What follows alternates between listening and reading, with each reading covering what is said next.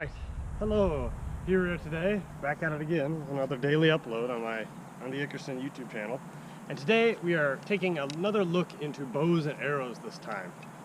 We've taken looks into many of the other different aspects of AIC fighting, and I think we covered shields, vanguards. We've done a lot about armor, just because that's what I mostly do. I don't know if we've done like scout class or like other weird shenanigans like that, but we've looked into all the like main archetypes and how they all different work. And the last one we have left to do, I think, is bow and arrow, because that's really the main class you can choose to spec into and then use in fighting. There are other things like getting relics that you can't really like choose when you are going to get a relic, but they really do affect your fighting style. But we're going to look at bow and arrows today, essentially. I digress. So, literally, I mean, this isn't a real AIC bow and arrow, this is a kid's bow and arrow. I mean, you can see the size of the handle and the size of my actual hand.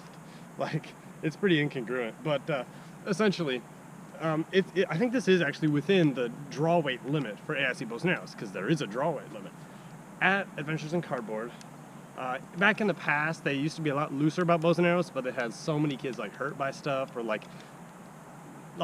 not bad things happening, but like bad potentials that they wanted to avoid, and so they've done a lot of stuff to avoid a lot of those. And in the last couple of years, I think I'll throw some pictures up, they've been doing, they've bought this whole LARPing equipment, live action role playing. They've bought a whole set of bows and arrows specifically for use at this camp. They have really nice squishy tips, and they're hollow arrows, so they're really light. The fletching on them is really, it's great the first 10 times you shoot it, and then it breaks down and sucks. So, but that's more of a personal gripe. But people really don't like using these bows and arrows because they are really light, which means that they won't hurt as much, but it also means they won't fly as far. And the fletching is really bad on them because it gets torn, and like when it goes through leaves and stuff, they rip a lot. So it's a bit rough. But here today I'm to talk about like good bows used well, what their potentials are, and what they do. So, I mean, you can just literally see here. It's two components, a bow and a number of arrows. I only have one here today because I think my other one also has damaged fletching. But at AIC, I believe it's 2 or 3 arrows per person. You don't get an unlimited amount. You can only use a certain amount per archer on your team. And so one team with 2 archers may only be given like 4 arrows to use. Like, that doesn't seem like a lot, but you can pick up your arrows and you really do get a lot of opportunities to shoot. So it ends up not being so bad. But bows and arrows are allotted out to teams each day that they're going to be used. And I mean, some vanguards you can wield with one hand, but you really need 2 hands to wield the bow and arrow. Like, you can't one arm draw a bow. I mean, maybe there's like some weird, what's the name, Ross Anderson, the guy who's really crazy. Maybe he could do something like that, but that's really just not practical. So you can carry swords or shields or other weapons, but when you're actually using it, you do need to dedicate both hands to it, which, I mean, it's physics, you can't really do anything about that. When in use, a bow and arrow is able to shoot through armor unless the target is wearing a helmet. If they're wearing a helmet, then all of the spot on their body where there is armor is invulnerable. So, I mean, we'll just play everyone's favorite game, Dead or Not Dead. I think we played this last week. And essentially it's just to teach kids about tag zones, about where you can be tagged and not. So, unlike regular swords, you can be hit in the shin or in the foot. The reason why I have lower leg armor and I have foot armor is because I've gotten shot in the side of the foot and on the top of the toe a couple of times before, and I'm wary enough about it now that I decided to cover literally every square inch of my body. I believe you can also be tagged on the hands, but as always, collarbone and above is always a no-go. So anywhere there is all legal tag zone. Anywhere that you can be shot, if it touches you and you don't have armor or a helmet, or you don't have armor and a helmet, you will get tagged out by it. And so against unarmored targets, it's incredibly effective. And against armored targets that don't have helmets, it's also incredibly effective. Shields, however, can block arrows. So, I mean, if someone's shooting at you and it hits your shield, you deflected it, just like you would in medieval era, I imagine. And so, pretty much what armored targets do, even if they do have helmets, is hold out their shields in front of them to prevent the arrows from either hitting them, because I mean, it's still an arrow, it still kind of bounces off you. It doesn't hurt per se, but you feel the impact. but armored targets will use their bodies as meat shields to protect unarmored targets behind them. That's what I always do. I think there's a Castle Siege video that's up on my channel where I'm holding my shield up and then having kids hide underneath it in front of the wall because we're being shot down at from archers aiming down on top of the wall.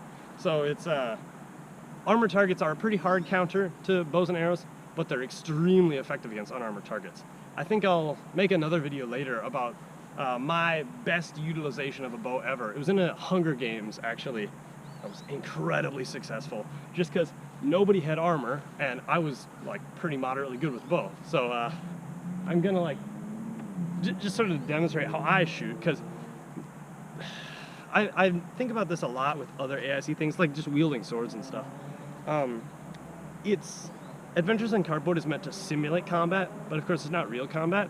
When I demonstrated how, like, in theory you would hold a bow with two hands, I did it like that, which is the straight up and down archer method, but I never actually shoot like that.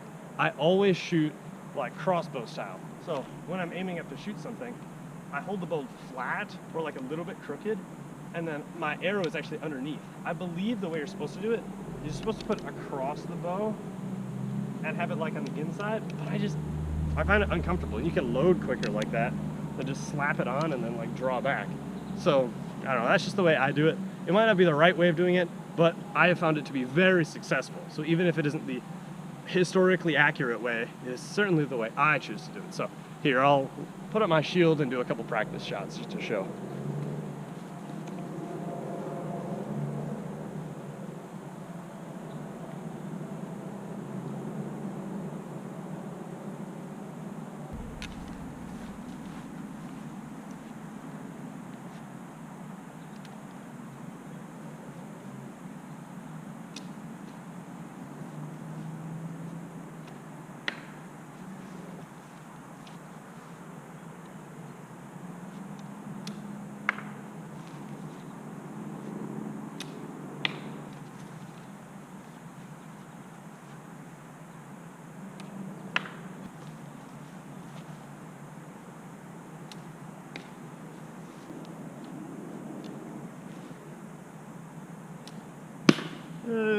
I hit it finally. All right. I think I actually, I might have caved in a little bit on my shield there. I didn't think it would have actually done any damage, but perhaps it did. That's kind of funny. Anyway, that is, so my accuracy there, it was 1 out of 7, which is, you would imagine would be really low, but really, bows and arrows aren't, AIC bows and arrows aren't really meant for this distance. They're meant for like half of it. Essentially, so I guess I'll move on from like the rules and how they're used into like, oh, I should tip that up.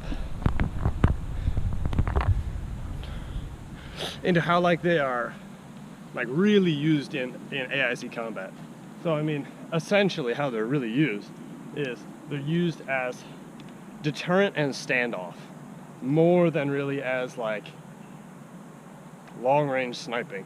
There are some people who are good with long-range sniping. There's one particular archer who is really good at hard tactical, who got me as I was jumping up in the side of the foot. But like, really, no one's actually that good. Essentially what it's used as is you just sort of hold it back, and then if they get within 15, 20 feet of you, you just let it fly. And people are mostly tall enough, and when you're aiming up and down instead of like back and forth, you're probably gonna hit something somewhere from their legs to their torso. So pretty much just using it like, if you get close, I'll just shoot at you, is an incredibly effective method of just keeping people at a distance and also picking off people from a safe standoff range. If there's like 5 people there and they all have vanguards, but they're all unarmored, and there are 3 of you, you just shoot 2 of them, and now there's 3 of them. Like, and you never have to get within the range of their actual swords. It's an incredibly potent, like, mid-ranged weapon, because there are no long-range weapons really at AIC. Like, it's just not really what that's about. It's different from Mage though, because with Mage you're extremely limited in accuracy, or at least I am, because I throw very poorly. But with bows and arrows, you can pretty reliably knock off 1 or 2 targets in like a line battle or in a group-on-group conflict. You can pretty much just like raise up your bow and let fly 2 arrows and 2 people will die. It's an incredibly effective, just like secure kill method, and also just keeping enemies away from you, unless they have armor, in which case they'll just charge you and then you'll die. But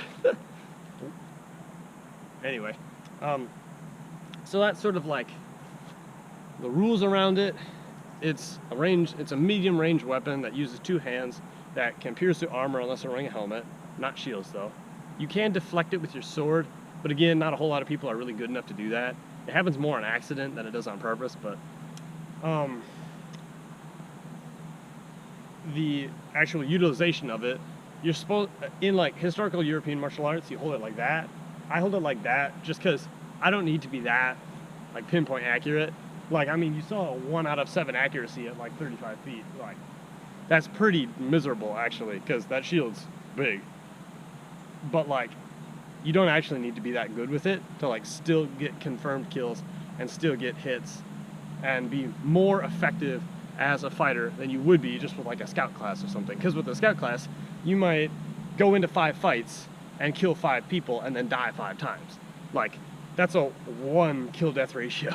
But with the bow and arrow, even if you just have 2 arrows, you might shoot both your arrows, and if you do hit both of them, and then you go into a fight and you trade, or you get 1 kill and get 1 death, now you have a 3 KDR. Like, that's pretty good. That's a pretty good ratio. And if your teammates can help you by like getting your arrows back, this is where we get into like ultra tactical stuff. So the biggest part of an archer is after they shoot their arrows, no matter what happens, even if they miss both of them, how do they get them back? Because you're not given an unlimited supply, you're given a very limited supply. And so you try not to make silly shots, like you try not to just shoot off into the wilderness, because that'd be a really terrible idea. But even if you just shoot at your opponent and it hits them, and so they die, but it falls to the ground, your opponent's force is still standing on top of it, and so you need to maneuver to it to like pick it up and use it again without getting killed yourself. And you can't just like hold up your hands and run and go get it, because that's just not how it works. There's a breach of game rules. And so if you have a really good, like motivated team that all are working together, your team will help like kick arrows back to you so that you can continue to apply pressure and continue to get like secured kills and just sort of keep inching forward and advancing your cause. Of course, it isn't very good against armored targets, but if there's a line of people with only like 1 or 2 armored targets and then a bunch of unarmored people and you have about the same number, just taking off a few of their number so you can flank just that little bit better from a safe, secure distance is an incredibly effective method. It's just like really, really, really, really good, but only if your team helps you. If your team isn't helping you, you'll miss the first arrow and then they'll bull rush you and then you die. So that's how it's normally used, which is very sad to me because it's such a good weapon. It can be used so well. I really, really love bows, but they can also really suck because you'll miss your first arrow and then get rushed and die. So in Ultra Tactical, my dream game mode, which I would love to absolutely do sometime this summer, we would have like a couple of archers, not like a archer wall or battalion, but just like 2, and have a team that's really good at funneling arrows back to them, and they would continually be able to have a high damage output from a like safe distance. They would continually be able to get unarmored kills and just rack up score or just like advantage for their team. That is what I would love to be able to see archers do. So yeah, that's it for me today. Thanks for watching, I guess, and I hope to see you back again for another daily upload.